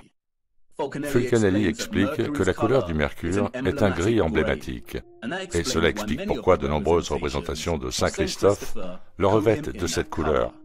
Nous reviendrons bientôt sur la légende d'Opherus, mais regardons d'abord de plus près le mercure. Le mercure est de la plus haute importance lorsqu'il s'agit de comprendre non seulement les mécanismes qui sous-tendent la technologie de l'Ancien Monde, mais aussi de comprendre notre propre époque contemporaine dans laquelle nous nous trouvons, traversant le paysage énigmatique des symboles qui ont façonné notre compréhension de l'histoire et notre place dans celle-ci. Le symbole ici représente l'élément hydrogyros. Sa traduction littérale du grec signifie « eau argentée ». L'hydrogyre a de nombreux noms. Il était aussi appelé « vif argent ». Aujourd'hui, on l'appelle mercure. Le symbole alchimique est précisément le même que celui utilisé en astrologie classique pour représenter la planète Mercure. Le mercure pur ou natif est un élément extrêmement rare dans la croûte terrestre. Il est principalement extrait du cinabre, une forme pigmentée rouge ou écarlate du sulfure de mercure. Le cinabre est le minerai source le plus courant pour le raffinage du mercure. Wikipédia et World Atlas nous apprennent que le mercure est le 66e élément le plus abondant de la croûte terrestre. À l'état pur, le mercure est un liquide semblable à de l'argent. C'est le seul métal qui soit liquide à température et pression normale. Il a un point de congélation de moins de 33,83 degrés et un point d'ébullition de 356,73 degrés. Il est un excellent conducteur d'électricité. Ses utilisations sont principalement d'ordre électrique. Il joue un rôle essentiel dans l'éclairage fluorescent. Il est également utilisé dans les thermomètres et les amalgames dentaires. Le mercure dissout tous les métaux, y compris l'or et l'argent, pour former des amalgames. La seule exception est le fer. Il est également utilisé dans les vaccins. Les industries médicales et pharmaceutiques gouvernementales ont déclaré le mercure toxique au début du XXIe siècle, éliminant progressivement son utilisation en médecine et amenant certains pays à interdire complètement cet élément. Dans certains pays, il est illégal de faire le commerce du mercure. Avant cela, le mercure était un élément de base de certains traitements médicaux traditionnels, comme la médecine traditionnelle chinoise. Et si je ne conteste pas la toxicité potentielle du mercure lorsqu'il est injecté dans le corps, les inquiétudes entourant son potentiel dangereux sont largement exagérées. Tous les métaux, surtout lorsqu'ils sont injectés et pris en excès, sont toxiques. Des taux élevés de fer, de cuivre, de zinc et d'aluminium dans l'organisme contribuent à toute une série de maladies, sans doute plus que le mercure. Et pourtant, les gouvernements de notre monde n'ont pas interdit l'aluminium, ils n'ont pas cessé d'enrichir les céréales avec l'oxyde de fer. Et les suppléments de zinc et de cuivre sont faciles à acheter. et sans contrainte sur la valeur du dosage auquel une personne peut s'exposer avec ces suppléments. Pourrait-il y avoir d'autres raisons non divulguées pour diaboliser et restreindre le mercure? Examinons d'un peu plus près le potentiel électromagnétique de cet élément extraordinaire. Le mercure est un liquide conducteur d'électricité, et pour cette raison, il a été utilisé historiquement pour créer des interrupteurs de lumière, des électrodes dans certaines batteries, comme gaz pour créer une lumière fluorescente, et, plus intéressant encore, il a été utilisé, nous dit-on, dans les phares. Selon le récit historique dominant, les gardiens de phare étaient chargés de faire tourner l'énorme lentille située au sommet du phare toute la journée, tous les jours. Une lentille qui tourne à une vitesse donnée fait clignoter la lumière. Pour ce faire, ils plaçaient généralement la lentille sur des roues ou des roulements fixés à des horloges que le gardien remontait périodiquement. À la fin du XIXe siècle, certains gardiens contraints de remonter sans cesse le mécanisme d'horlogerie ont commencé à faire flotter leurs lentilles dans du mercure liquide. La base métallique des lentilles tournait plus facilement dans le mercure, ce qui permettait à la lumière de tourner plus rapidement avec des remontages moins fréquents. C'est une pratique qui est encore utilisée dans certains phares aujourd'hui. Il est évident, d'après sa structure, que la seule fonction du phare n'était pas seulement d'éclairer la voie pour les navires. C'était soit une de ses fonctions parmi d'autres, soit un acte de réaffectation hérité. De nombreux phares sont construits selon la structure octogonale familière. Nombre d'entre eux portent des bandes rouges et blanches, caractéristiques des centrales électriques. Beaucoup ont encore leurs antennes, et ils étaient situés au bord de l'eau. Il est évident qu'ils jouaient un rôle similaire à celui de nombreuses centrales électriques de l'Ancien Monde, que nous retrouvons réaménagées et rebaptisées dans tout notre monde. Le phare de Lindau, en Allemagne, est un exemple fascinant. Nous voyons toutes les dentures et les trous familiers qui suggèrent la manipulation des vibrations et des fréquences. Nous voyons la coupole octogonale. L'antenne d'origine a été remplacée par des objets du Nouveau Monde. Et, curieusement, la structure est dotée d'une horloge. Et bien que ceux de l'Ancien Monde aient fabriqué les horloges les plus avancées jamais vues, la présence d'un cadran d'horloge ici semble superflue. Peut-être que l'abondance de cadrans d'horloge que nous voyons sur tant de structures et de tours de l'Ancien Monde sont en fait des jauges à vapeur réutilisées qui étaient présentes pour mesurer la pression de l'eau énergétique. La conception complexe de ces phares devait être un exploit d'ingénierie pour ceux du XIXe siècle et leurs prédécesseurs, à moins que ceux qui ont précédé le XIXe siècle n'aient été technologiquement avancés, ce qui était bien sûr le cas. Le rôle du mercure dans la rotation des lentilles est un exemple subtil de réaffectation. Il est très probable que les appareils complexes au sommet de ces phares ont été modifiés en lentilles lumineuses pendant la grande réinitialisation et que ce qui existait avant fonctionnait pour extraire l'énergie éthérée. Pendant la majeure partie du XIXe siècle, des brûleurs à gaz et à pétrole ont été utilisés comme source de lumière dans ces structures. Et pourtant, regardez la taille de certaines de ces lentilles. Regardez la complexité des conceptions. Un éclairage de maison modifié fonctionnant au gaz et au pétrole? Je ne le pense pas.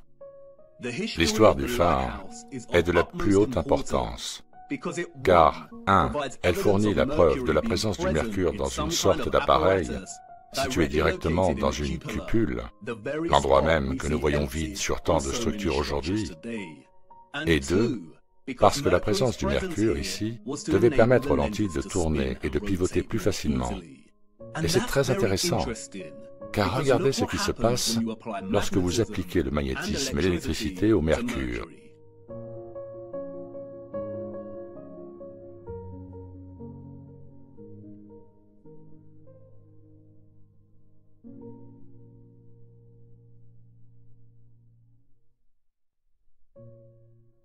Il tourne et crée un vortex, dans le sens des aiguilles d'une montre ou dans le sens inverse, selon l'application du courant.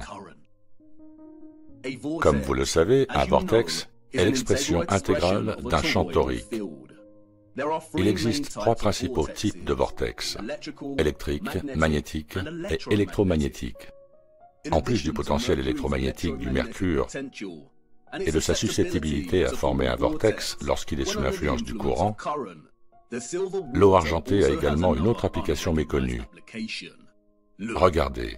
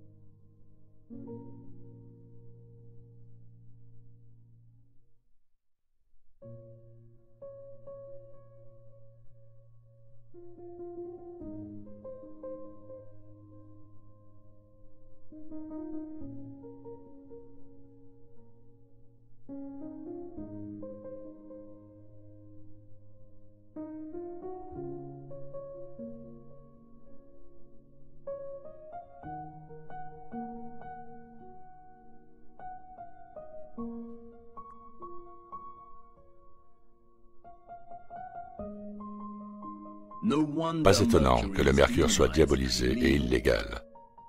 Comme vous pouvez le constater, le mercure est capable de fournir, même à une antenne de télévision artisanale, la capacité de convertir des courants alternatifs de fréquences radio pour en extraire un signal de télévision. Les antennes peuvent être conçues pour transmettre et recevoir des ondes électromagnétiques dans toutes les directions de manière égale. Et on pourrait supposer que les orbes des antennes de l'ancien monde contenaient du mercure.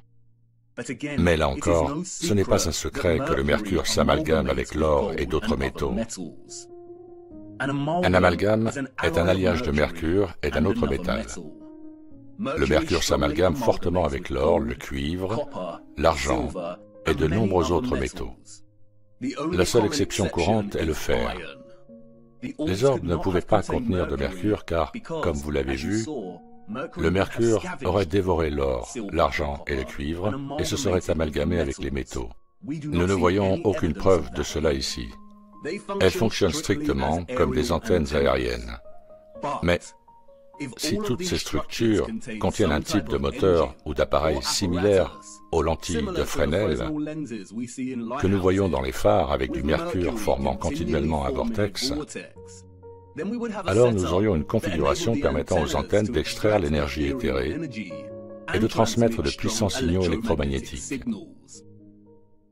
Tout comme Fulcanelli le révèle dans sa lecture de Saint Christophe, c'est le mercure qui permettait alors d'atteindre son potentiel. Il est fort probable que les cylindres, récipients et conteneurs absents qui ont été retirés de ces structures et qui étaient généralement présents à l'intérieur des structures géométriques octogonales contenaient du mercure. Et cela soulève la question suivante. Si certains phares font encore fonctionner leurs lentilles au mercure aujourd'hui, n'extraira-t-il pas encore l'énergie éthérée? Non, pas du tout. Et une fois de plus, Fulcanelli nous explique pourquoi. Comme Fulcanelli l'affirme ailleurs dans le mystère des cathédrales, la dissolution du soufre, ou en d'autres termes, son absorption par le mercure, a fourni le prétexte à des emblèmes très différents. Mais le corps obtenu, homogène et parfaitement préparé, conserve le nom de mercure philosophique. C'est le mata ou composé de première classe, qui ne nécessite qu'un processus de cuisson graduel pour se transformer d'abord en soufre rouge, puis en élixir, et enfin, dans un troisième temps, en médecine universelle. Comme Fulcanelli l'explique clairement, la transformation du mercure pur en un état sulfureux rouge est la première étape, et comme mentionné précédemment, le cinabre ou sulfure de mercure est rouge. Et comme nous le voyons ici sur les représentations des tuniques de Saint Christophe, il porte une moitié grise pour indiquer le mercure et une autre moitié rouge qui indique le soufre rouge. C'est un état de mercure transformé qui permet alors, ici représenté comme le Christ, de réaliser son plein potentiel ou de rester conforme à la légende afin d'atteindre les masses. Ce que Fulcanelli nous dit en fait, c'est qu'afin de pouvoir distribuer cette énergie électromagnétique propre par le biais d'antennes ou d'orbes en or, un type spécial de mercure devait être présent. C'est ce qui était contenu dans les vaisseaux et les moteurs. Et il est probable que c'est ce mercure unique qui a permis l'extraction de l'énergie éthérée d'en haut, en premier lieu. Peut-être n'est-ce qu'une coïncidence, si vous croyez en une telle chose, mais il est intéressant de voir que beaucoup de petites reliques, ressemblant à des vaisseaux, ont des traces rouges à l'intérieur des conteneurs. Peut-être un hommage à la substance qu'ils contenaient autrefois. Bon, je sais ce que vous voulez dire. Allons, vous vous noyez dans un verre d'eau. Vous vous basez sur quelques passages de divagation d'un trompeur maçonnique. Comment pouvons-nous vraiment savoir que les alchimistes de l'Ancien Monde étaient des alchimistes de l'Ancien Temps et que le mercure était au centre de leur technologie avancée? Soyez indulgents avec moi, j'exposerai ce Fulcanelli pour le trompeur maçonnique qu'il est, un peu plus loin. Mais, comme je l'ai dit auparavant, il y a beaucoup de demi-vérités que nous pouvons extraire. Et vous devez vous demander pourquoi ce texte cryptique sur le mystère des cathédrales se concentre principalement sur l'explication des structures et de leur symbolisme en termes alchimiques. Car voyez-vous, Saint Christophe n'est pas la seule expression symbolique de la relation entre le mercure et l'or. Comme pour l'adoration du son et de l'eau, l'Ancien Monde exprimait cette relation alchimique par de nombreux symboles.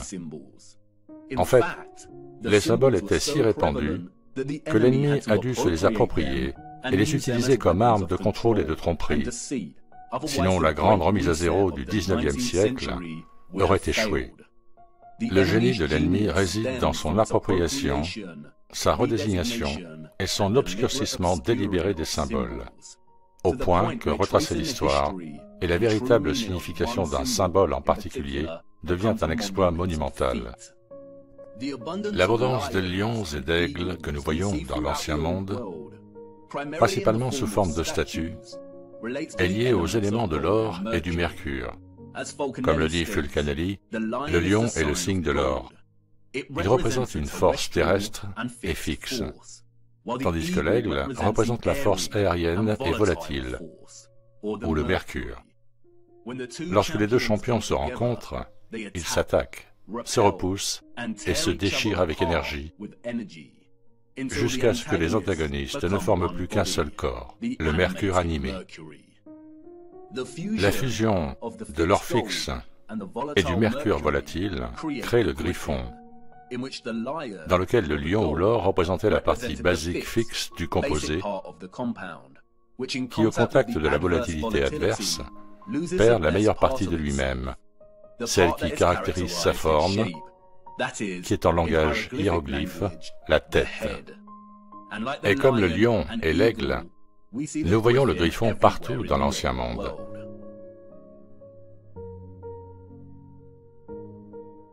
Comme Saint Christophe, le griffon est le symbole de la concoction alchimique et de la combinaison du mercure et de l'or qui alimentait la technologie de l'Ancien Monde. L'association symbolique des animaux et des bêtes avec l'alchimie a été éradiquée de l'histoire, principalement en raison de l'appropriation de ces animaux comme symboles héraldiques de la royauté et de la noblesse. Ce sont ces animaux qui ornent les sceaux impériaux nationaux, comme nous le voyons attribué à l'Empire romain, à l'Empire impérial britannique, aux États-Unis, etc. Un acte de domination post-coloniale sur l'Ancien Monde, l'appropriation de son symbolisme et l'éradication de son histoire par le biais de récits falsifiés. En outre, le symbole chimique, alchimique et cosmologique utilisé pour représenter le mercure est immédiatement reconnaissable pour son amalgame de deux des symboles les plus utilisés à travers l'histoire et la culture. Il s'agit de la croix et du croissant de lune. Il est ouvertement reconnu qu'à un moment donné, tout le symbolisme religieux a précédé son utilisation et son application religieuse actuelle et a appartenu à une autre culture et a représenté quelque chose de différent à des époques historiques différentes. Mais ce n'est pas parce que cela est ouvertement déclaré que cela a un sens. Nos ancêtres historiques et leurs propres ancêtres historiques étaient-ils vraiment si peu inspirés qu'ils avaient besoin de recycler des symboles déjà établis? Ou bien, ne nous dit-on pas la vérité une fois de plus? L'amalgame des symboles et de la culture, chrétiens et islamiques, est si répandu dans notre monde qu'en y regardant de plus près, il commence à paraître absurde.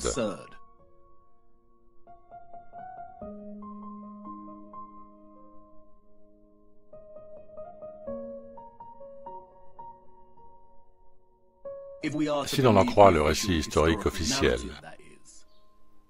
si nous croyons au récit des croisades et des guerres entre Ottomans et Habsbourg, à la guerre continuelle entre l'Ouest et l'Est, alors la présence du symbole du croissant sur de nombreux blasons et écussons européens, dits médiévaux, n'a aucun sens.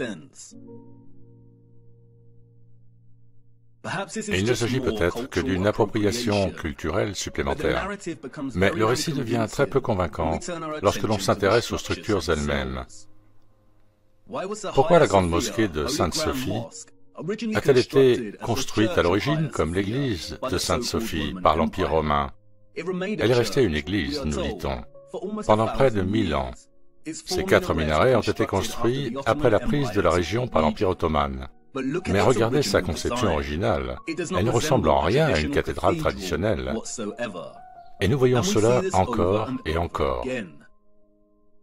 La cathédrale de Cordoue, en Espagne, a été érigée à l'origine comme une mosquée au 8e siècle, puis convertie en cathédrale au 13e siècle. Nous voyons ici même la fusion des deux styles de l'Est et de l'Ouest. Il est intéressant de noter que la structure comporte également les arcs rayés rouges et blancs qui indiquent les centrales d'énergie et que l'on retrouve dans tant de structures impossibles. Et même sans le récit peu convaincant de structures passant d'une culture à l'autre, nous constatons la présence des deux styles dans de nombreuses structures qui ne sont pas liées à ce récit. La basilique Saint-Marc et le palais des Doges à Venise ont un aspect extrêmement oriental, tout comme le pavillon de Brighton en Angleterre. Ces structures étaient impossibles à réaliser pour tous ceux qui se trouvaient à l'est et à l'ouest dans le récit officiel, à moins qu'ils ne disposent d'une technologie avancée, ce qui, selon le récit, n'était pas le cas. Le récit officiel nous raconte des histoires d'architectes inspirés et influencés par les structures de l'est et de l'ouest. Mais rappelez-vous qu'à l'époque où ces structures ont été construites, les gens n'avaient pas de moyens de transport accessibles. Les voyages entre les continents et les pays prenaient des semaines. Et ils n'avaient pas non plus d'appareils photo pour documenter les structures afin de pouvoir les reproduire avec une telle précision. Pourquoi les synagogues n'ont-elles pas leur propre style particulier, comme les mosquées et les cathédrales? Nous voyons cette fusion de styles architecturaux partout. Nous voyons des stations de pompage d'eau qui ressemblent à des cathédrales. Nous voyons des châteaux d'eau qui ressemblent à des tourelles de châteaux. Nous voyons des cathédrales qui ressemblent également à des bâtiments gouvernementaux officiels. Toutes ces structures appartiennent à une seule et même civilisation unifiée. C'est pourquoi nous trouvons tant de cathédrales en ruine au Moyen-Orient. Elles ont été détruites et ravagées pendant et après la grande réinitialisation pour consolider le récit falsifié. C'est pourquoi nous voyons le croissant de lune sur de vieilles photographies du XIXe siècle, dans des zones où il ne devrait pas être. Voici le Brésil. Regardez de plus près. Même aujourd'hui, la population musulmane du Brésil ne représente que 1% du pays. Alors pourquoi ce croissant est-il présent au sommet de l'une de ses antennes au XIXe siècle? Pourquoi est-il présent à San Francisco en 1905? Pourquoi voyons-nous de nombreuses antennes structurelles composées à la fois de la croix et du croissant de lune? Sur de nombreuses photographies anciennes, nous voyons de nombreuses structures sans aucun symbolisme religieux. Il ne s'agit que d'antennes standards. Et que dire de toutes les antennes inhabituelles que nous voyons?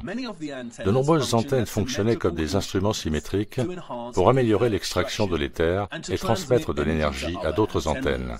Elles n'ont jamais été des signes de différentes factions religieuses dans l'ancien monde. Ces significations leur ont très probablement été attribuées ultérieurement pour fracturer l'unification de l'Ancien Monde et sa conception de Dieu. Même le récit dominant admet que ce n'est qu'au XIXe siècle que le croissant de lune a été associé à l'Empire ottoman. Et ce n'est qu'en 1950 que le symbole est devenu l'emblème de l'islam. Les symboles du croissant et de la croix sont beaucoup plus complexes que la plupart des gens ne le pensent. Dans le contexte des antennes, il s'agit probablement d'un hommage symbolique au mercure alchimique qui leur a permis de fonctionner.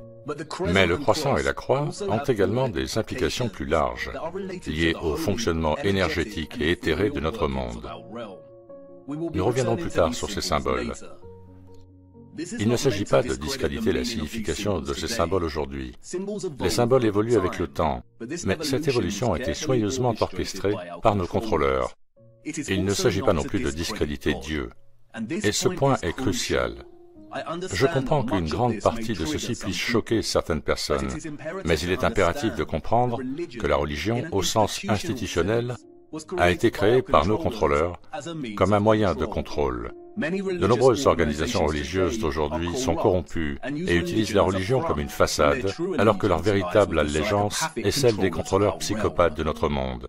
La religion était un outil essentiel de tromperie pour justifier l'infrastructure de l'Ancien Monde. La religion n'est pas synonyme de compréhension de Dieu, de foi et de prière, et elle n'est pas non plus destinée à discréditer la vie du Fils de Dieu. Non, et ceci est crucial, et vous verrez pourquoi plus tard dans notre voyage. Et dans un sens, c'est ce que le Christ a essayé d'enseigner aux gens pour qu'ils voient à travers la tromperie et la manipulation. Lorsque tu pries, ne sois pas comme les hypocrites, qui aiment à prier debout dans les synagogues et au coin des rues pour être vus des hommes. Mais quand tu pries, entre dans ta chambre, ferme ta porte et prie ton Père qui est là, dans le lieu secret.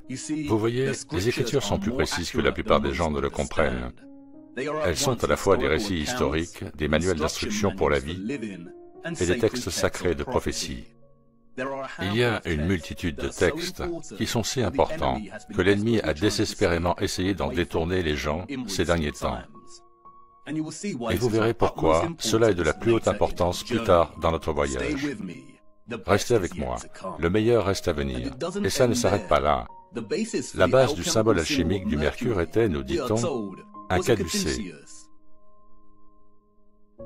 Et nous voyons le caducée partout dans les vestiges de l'Ancien Monde. Un autre symbole approprié par l'ennemi, ornant de nombreux blasons et adopté par les industries médicales centralisées et corrompues, qui ont été responsables de crimes de masse contre l'humanité qui se poursuivent aujourd'hui. Ce n'est pas une coïncidence si le même mercure que le symbole représentait est injecté aux humains via les vaccins pour perturber l'ensemble de leur cycle de méthylation, ce qui entraîne un autisme généralisé et toute une série de troubles neurologiques et métaboliques. Le caducée illustre clairement la façon dont la mythologie romaine et la mythologie grecque ancienne servent l'ennemi comme outil de tromperie. Dans la mythologie romaine, le bâton du caducée était porté dans la main gauche du dieu Mercure. Le Mercure romain était un dieu du gain financier, du commerce, de la communication et des messages. Dans la mythologie grecque, le bâton est porté par Hermès. Hermès était le dieu des voyageurs, des marchands et du commerce. Les mythologies fabriquées ont permis à l'ennemi d'occulter la véritable association du caducée avec le mercure élémentaire, tout en lui permettant de se moquer du rituel habituel, en associant ses industries médicales au dieu du gain financier et du commerce. Comme l'a écrit Fulcanelli, le serpent indique la nature incisive et dissolvante du mercure. Ce reptile est l'aspect du mercure dans son premier état, et la baguette d'or est un soufre corporel qui lui est ajouté. C'est le mercure philosophique et le caducée qui en est le symbole. Non seulement le caducée représente l'élixir du mercure indispensable à la transmission de l'énergie électromagnétique, mais les serpents juliens forment un enroulement en spirale représentatif de la voie énergétique et du vortex. La tige représente l'or et le soufre, mais elle rappelle aussi les antennes elles-mêmes. Et tout comme les mythologies se cachent à la vue de tous, Les ailes représentent ici la connexion, la communication, les messages, les signaux entre les antennes dans le réseau électromagnétique, et aussi la connexion entre les antennes et l'éther lui-même. Après tout, le dieu romain Mercure était connu comme le messager des dieux. Et il se cache à la vue de tous dans l'art et les illustrations alchimiques. Nous voyons l'aigle et le lion. Nous voyons le caducée et nous voyons des géométries et des objets similaires qui ornent le sommet des structures de l'Ancien Monde. Et pourtant, il est encore difficile d'imaginer le réseau énergétique et encore plus difficile d'imaginer le niveau de travail requis pour enlever tous les moteurs et les vaisseaux, pour détruire et cacher suffisamment de l'Ancien Monde et commencer à réécrire l'histoire afin que la grande réinitialisation ait été un succès. Ce que nous voyons au XIXe et au début du XXe siècle est la phase finale de la réinitialisation. Il y a eu une période transitoire et comme toute phase de transition, la période utilisait encore certaines des technologies de l'Ancien Monde qu'ils essayaient d'éliminer progressivement. Et comme je l'ai dit, l'ennemi est paresseux. Ils auraient vraiment dû se débarrasser de ces photographies et de ces images. Regardez.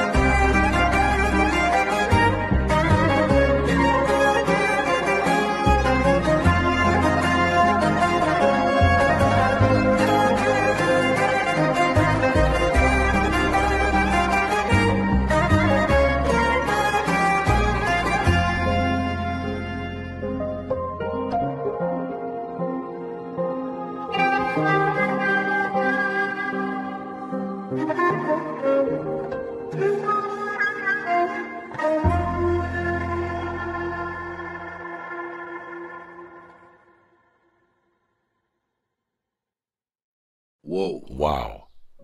La plupart de ces images ont été prises pendant les expositions universelles du XIXe siècle et au début du XXe siècle. Tout électricien peut témoigner de l'impossibilité d'éclairer à cette époque et à cette échelle. Quel cauchemar absolu à câbler! Mais ils n'avaient pas besoin d'un câblage complexe, n'est-ce pas? Comment pouvaient-ils avoir des trottoirs mobiles à cette époque? Nous voyons également cette technologie exposée dans les parcs d'attractions américains en plein essor au début du XXe siècle. Il y a une raison pour laquelle ils les appelaient les parcs électriques. En fait, la référence à l'électricité peut être trouvée partout parmi les sciences anciennes réutilisées, même dans les endroits les plus improbables. Même dans cette phase de transition de la réinitialisation, ces paysages sont magnifiques, et ce, alors que la plupart des réseaux d'eau sont déjà détruits. Imaginez ce qu'ils ont été capables de réaliser. Tant d'icônes symboliques majeures de notre époque peuvent être retracées jusqu'au Mercure, qui a rendu cet ancien monde technologique électromagnétique possible en premier lieu. Il est intéressant de noter que dans sa lecture d'Opherus ou de Saint Christophe, en tant que porteur du Mercure, Fulcanelli pousse à la limite ses astuces maçonniques de demi-vérité et de tromperie. Il commence à parler de la ceinture d'Opherus telle qu'elle est représentée par Julien de Champagne, dont le tableau d'Opherus est accroché dans le manoir de Jean l'Allemand, ce que Fulcanelli appelle l'une des plus belles et des plus rares résidences philosophiques.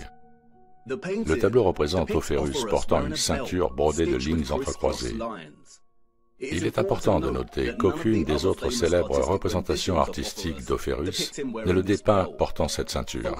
Fulcanelli s'exclame que l'artiste a fait encore mieux que les autres.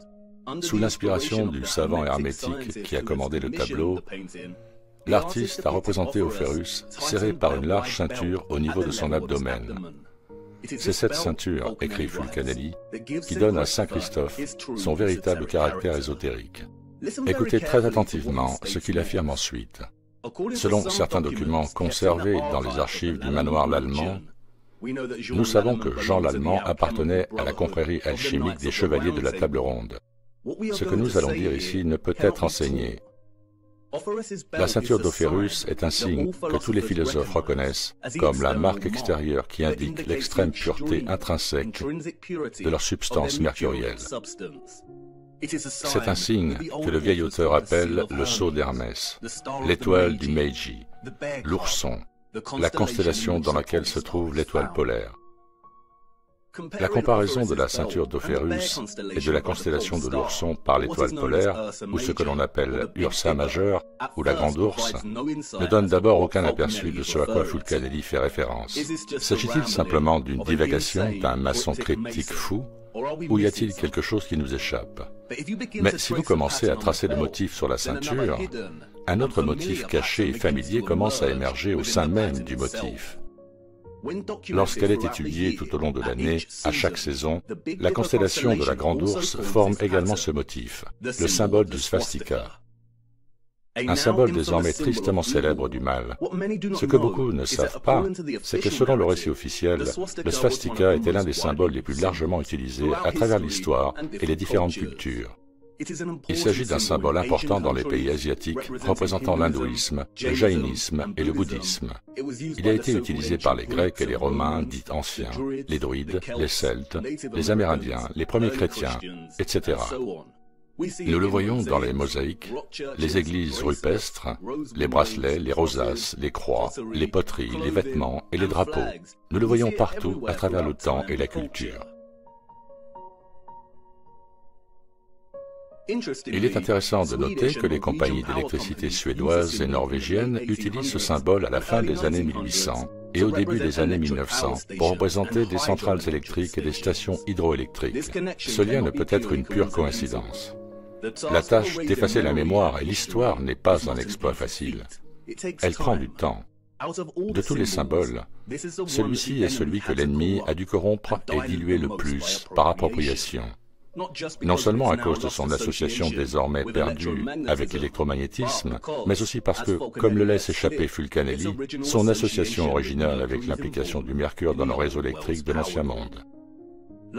Comme les serpents en spirale du caducée, il représente un tourbillon que le mercure produit en présence de l'électromagnétisme. Le swastika est le vortex. Il représente également un autre vortex, celui qui se trouve sous l'étoile polaire et la Grande Ourse en son centre. Le même vortex que la NASA a caché à la vue de tous ici sur Terre et dans la représentation des pôles des autres planètes. C'est le même vortex que Mercator et d'autres ont documenté dans des cartes et des écrits. Le tourbillon entourant les Rupes Nigra est situé au pôle Nord. Il est intéressant de noter que les scientifiques ont récemment découvert de grandes réserves naturelles de mercure, une substance dite toxique, au pôle Nord. Ils s'inquiètent de sa fonte et de sa toxicité. Bien sûr qu'ils le sont. Comme l'écrit Kevin Schaefer dans l'article du National Geographic, il s'avère que non seulement il y a du mercure dans le permafrost, mais que l'Arctique est aussi le plus grand réservoir de mercure de la planète.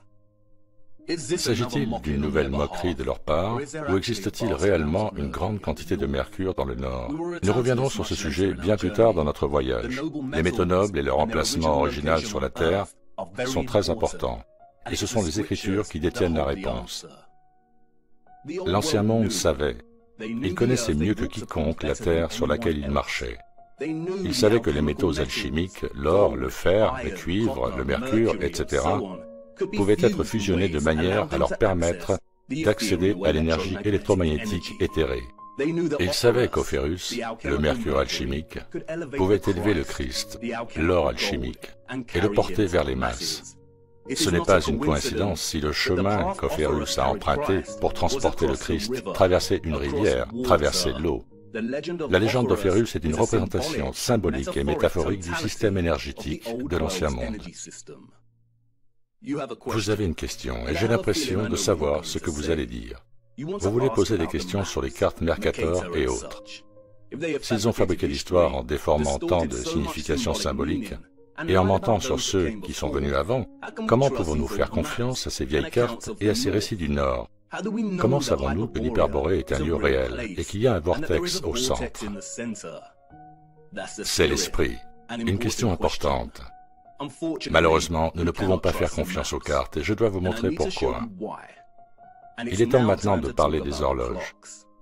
Car voyez-vous, il y a une autre carte cachée et oubliée depuis longtemps, la plus ancienne de toutes.